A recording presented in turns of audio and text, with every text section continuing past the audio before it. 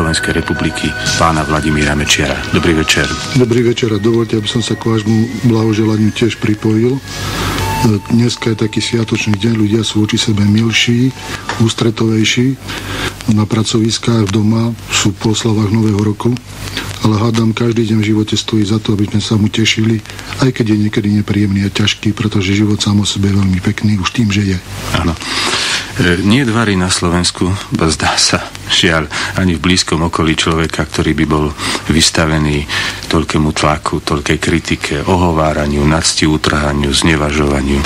Ale predsa len povedzte, ako to na vás dolieha? Práve v tomto čase vianočnom, v tom takom čase, keď očakávame pokoj, vzájomnú úctu, lásku od ostatných. Ťažko povedať, pretože politický život a politický zápas má trošku iné pravidlá. Isté, že. Ja som rád, že sa nám podarilo tie pravidlá udržať v istých zásadách. Za prvé, že sme ho stabilizovali, že má isté hranice. Že nedochádza k zmenám parlamentu, vlády, že sa čaká na voľby a demokraticky sa budú robiť zmeny. A za druhé, že život sa nezastavil na politických šarvátkach, ale v ostatnom ide dopredu. Aj tá stagnácia v politických šarvátkach prináša veľa razy kontraproduktívne veci. No a potom, či chcem, či nechcem, od roku 1989, čo pôsobím oficiálne na politické scéne, sa udiali zásadné zmeny, veď tu bol rozpor s totalitou, nastolovanie demokratického poriadku, otázka občianskych ľudských práv, otázka rozdelenia federácie, budovania nového štátu, politické otrasy, ktoré to sprevádzali, či to boli dva pády vlády, ale to boli otázky koncepcie transformácie, kde Slovensko išlo svojou slovenskou cestou. No a tieto všetky aktivity, ktoré sa vyvíjali a zaštiťovali mnou, vyvolávali protitlaky.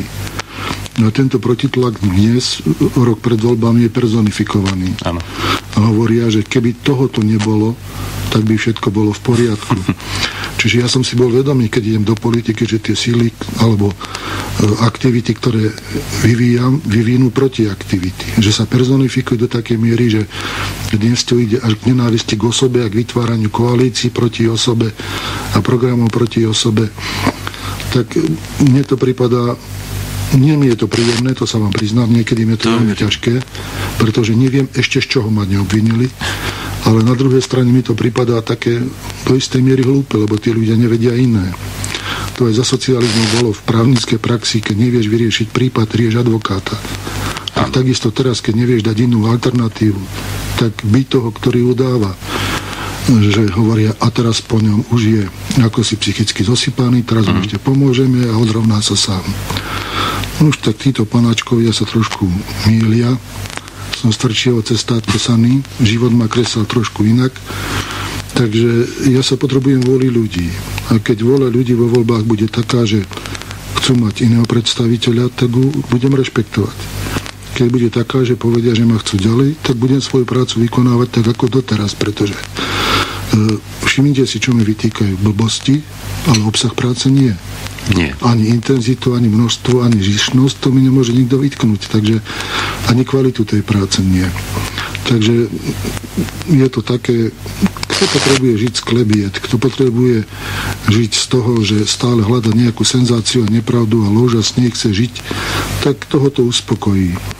Som si vedomý takisto v reálnej politike, že dlhodobé vytváranie obrazu negatívneho prvku a nepriateľa vedie k tomu, že potom sa s tou osobou stotožňuje všetko. Aj z toho, čo nevie a za čo nemôže. Áno, to už taká personifikácia. Dneška autobus, kto je na vine? Mečiar. Urobí nejaký úradník nejakú hlúposť, kto je na vine? Mečiar. Zle vedie niekto firmu, kto je na vine? Mečiar. Takže tá personifikácia vedie potom, že na jednej strane človek nemá absolútnu moc, ale má absolútnu zodpovednosť i za všetko, čo nie je dobré, pretože ako dneska v demokracii je moc delená, tak je aj zodpovednosť delená. Ja zodpovedám za tú časť výkonnej moci, no a či si počíname zle alebo dobre, to za prvé zhodnotí čas, a za druhé, keď to už nevieme vlastnými analýzami urobiť, tak sú porovnávacie analýzy s inými štátmi, kde sa dá dokázať, či Slovensko ide dobre alebo nejde dobre. Zatiaľ tie analýzy sú v náš prospech. Zatiaľ. Áno. No, ja už nebudem azda napínať už aj tak dostatočne napnutú trpezlivosť poslucháčov, pretože mi už aj počas dňa volali na odkazovač a dokonca viacerí aj osobne prišli a prostredníctvom listov, ktoré mi odovzdali, sa domáhajú nápravy. Ide však pravda, že o ľudí nešťastných, ktorí očakávajú od vás takmer zázraky. 391 444 a 392 444. Opakujem ešte raz. 391 444 a 392 444. My si teraz vypočujeme na chvíľu pesničku, aby poslucháči mali čas zaregistrovať telefónne. Pán premiér, na linke už máme poslucháčku z Bratislavy. Dobrý večer, vítajte v Nočných dialógoch. Nech sa vám páči. Dobrý večer. Dobrý večer, pán premiér. Ja mám v novom roku veľa zdravia, aby ste vydržali všetky tie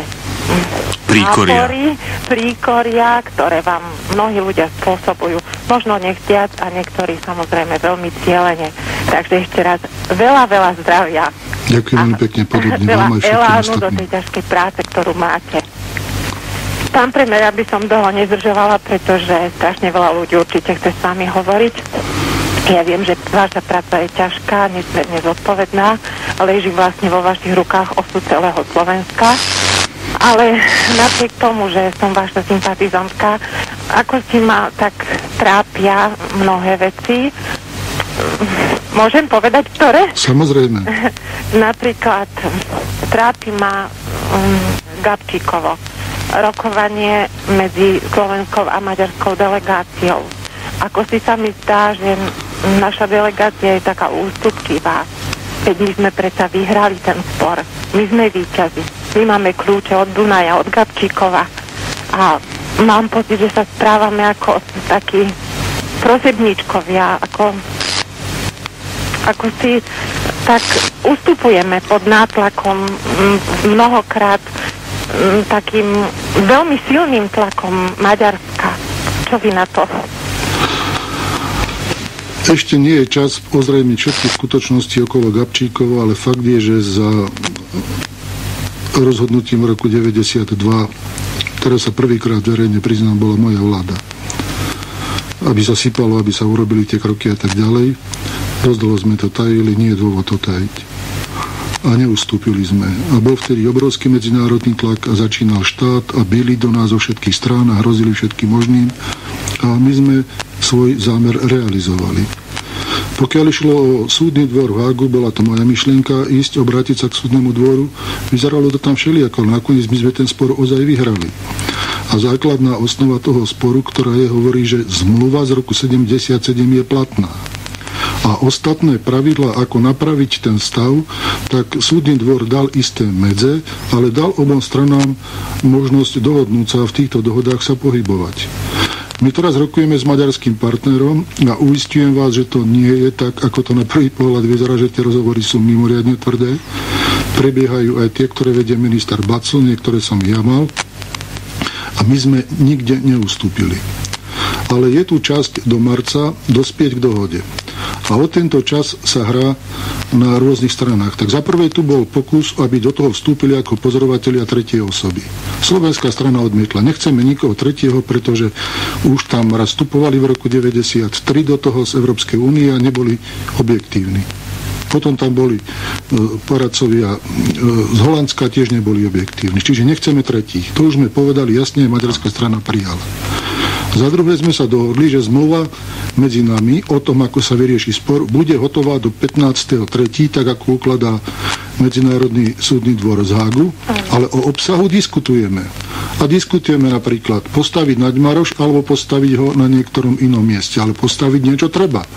A teraz postaviť hneď alebo neskoršie. Bude tá stavba súkromná alebo bude tá stavba so štátnou účasťou. Aký bude podiel Slovenska na majetku? Ako s Gabčíkovom, nielen s kľúčom od rozdelenia vody, ale ako bude s náhradou, ktorá tam bola. Veď tam sa vynaložili z našej strany nejaké peniaze, z druhej strany sa prestalo platiť, prestalo sa robiť, tu nejaké škody efektívne vznikli. Ďalej budeme si musieť povedať aj, ako bude s plavebnou dráhou, pretože podstata, prečo sa Naďmaroš musel postaviť nielen v energetike, ale aj v tom, že tam je kamenisté dno a zdvihnúť Dunaj sa nedá a lode s väčším ponorom by tadia plávať nemohli.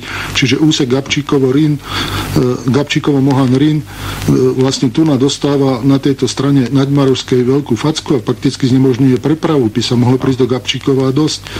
Takže je tu viacero faktorov, prečo musíme dospieť k dohode. A zo slovenskej strany, keď sa zdá, že tak veľmi neatakujeme, tak my sme veľmi ako si za stolom pružní, pretože napríklad jeden z pokusov bolo nedohodnúť sa do 15.3., ale odložiť rokovanie o rok na základe vzájomnej dohody. Čiže tu sa hrá o to, aby to nebolo, až čím kalkuluje táto strana.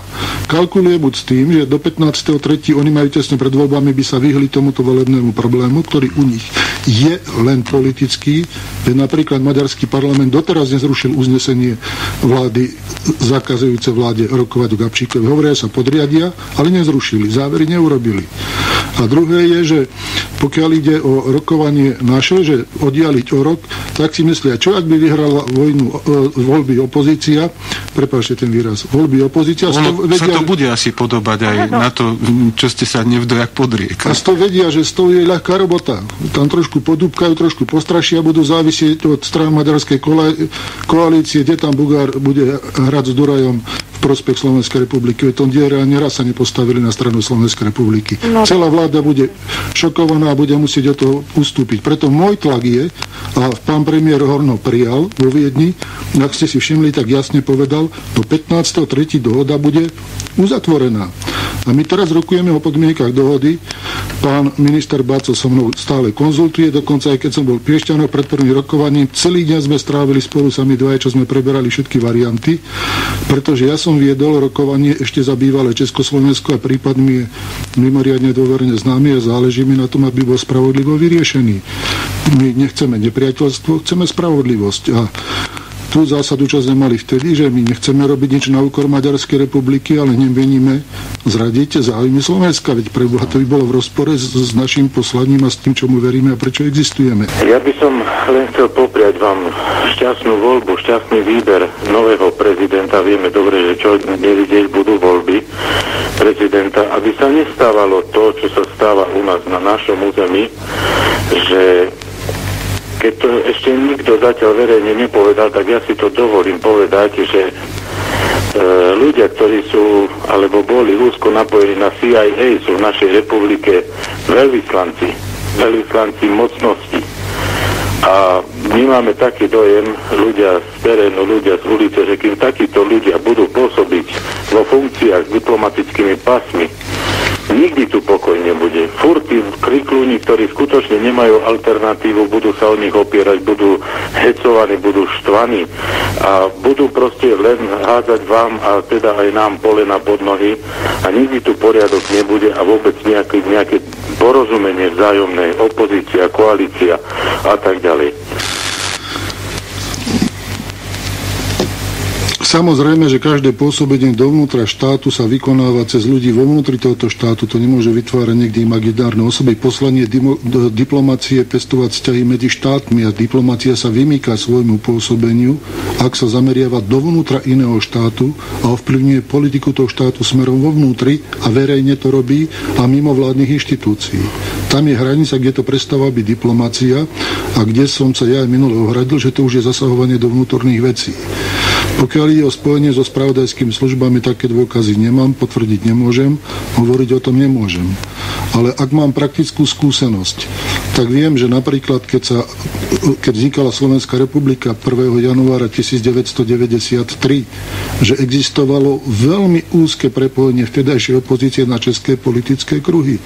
Že tam existovali aj spravodajské hry, ktoré sa robili voči Slovensku i voči osobe, voči mne, však to si možno ešte pamätáte, že toho nebolo veľmi málo. A ďalej, keď sa robí znovu teraz diskusia o zahraničnej politike Slovenska, tak my sme jasne definovali priority vlády. Ale tie priority vlády nezávisia iba od toho, či ich vláda chce, závisia od toho, ako sa vyvíja globálna situácia, či je vôbec úmysel tieto priority vlády realizovať. Tak napríklad, keď sa hovorí o Európskej únii, že sme z toho vypadli a že sme nepozvaní k rozhovorom, to je sprostá lož od všetkých, čo to hovoria. Sme rovnocenne pozvaní k rozhovorom v roku 98 ako každý druhý. A v roku 98 prebehne hodnotenie, z ktorého sa vybere skupina štátov, ktorá potom v roku 99 môže robiť iné rokovanie.